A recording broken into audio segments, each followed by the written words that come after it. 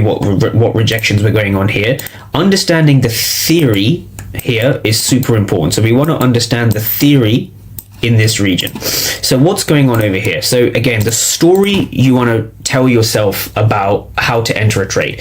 First, you need a key level. This is very important. So the key level we derived is basically off a sweep plus M15 fair value gap. That's basically how a key level is formed, right?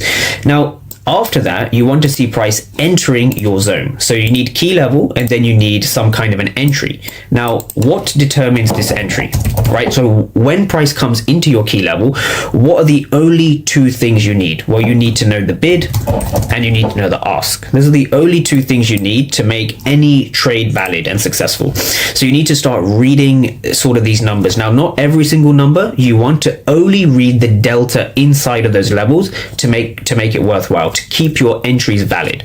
So we can see here a lot of blue delta, no reward. Again, blue delta, no reward. Lots of blue delta, which means buyers are putting in effort, but buyers are unsuccessful, because if these buyers were successful, we would have drove price higher above the level.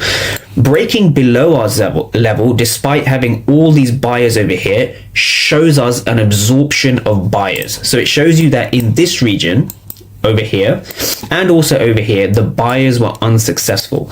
So the story once again is key level, so 15-minute zone. You want to look at your entry, which is how the markets are behaving in terms of the orders, right? Buy orders and sell orders inside of the level.